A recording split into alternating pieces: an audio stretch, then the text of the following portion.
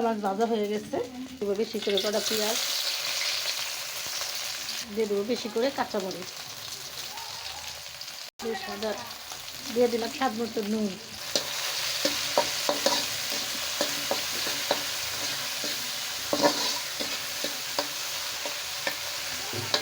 তো হয়ে গেল আমার নাতিনের বিরিয়ানি গরম করা। দেখেন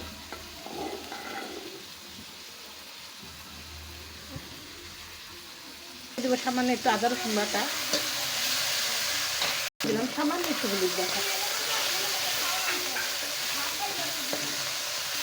এটা আমি ভাজা ভাজা করে গুঁড়া মাছগুলো দিয়ে দিবি। এখানে কিন্তু আমি মরিচের ফাঁকি দিয়ে নিয়ে কাঁচামরিচ দিয়ে আর আদা রসুন আর হলুদের ফাঁকি, হলুদ বাটা দিয়ে রান্নাটা করতেছি।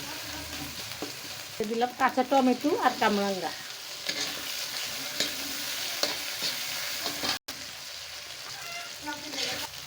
কামরাঙ্গা দিয়ে টমেটো দিয়ে তরকারি আমার মা খুব পছন্দ করতো। আমার মা বাবা নাই এই রমজান মাসে, পবিত্র রমজান মাসে খালি মা বাবার কথাগুলো বেশি মনে পড়ে যায়।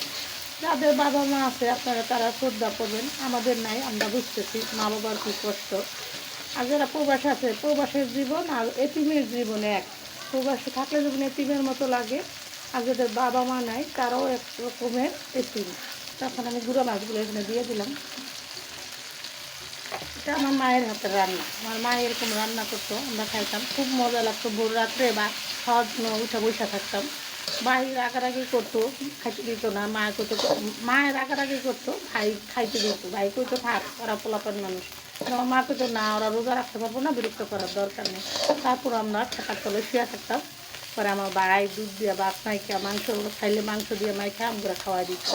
তো এইগুলো কথা অনেক সময় মনে পড়ে যায়। তো আপনাদের সাথে আমার সুখ দুঃখের কথাগুলো শেয়ার করতেছি। আর এখানে কথায় কথায় রান্নাটাও আমার হয়ে গেল।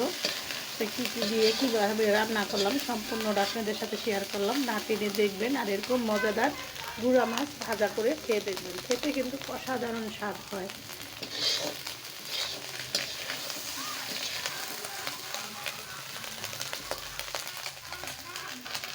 কথায় কথায় বললাম সুখ দুঃখের কথা। আপনারা ক্ষমা দৃষ্টিতে দেখবেন, আমার কথা ভুলভ্রান্তি থাকলে। নতুন নতুন ভিডিও পেতে সাথেই থাকবেন। অনেক কথা মনের দুঃখে কষ্টে বলে ফেলি আপনাদের সাথে। আমার যা কিছু করি, যাই কিছু করি আপনাদের সাথে শেয়ার করি।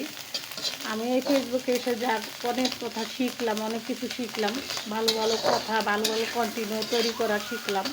ফেসবুক আমাদের একটা উপকার করে দিতে, যারা কথা বলতে পারে না, কি যাদের মনে কথা বলার মানুষ নাই, তারাও একটু উপকৃত হয়েছে যে আমরা ফেসবুকে এসে কথা বলতে পারি।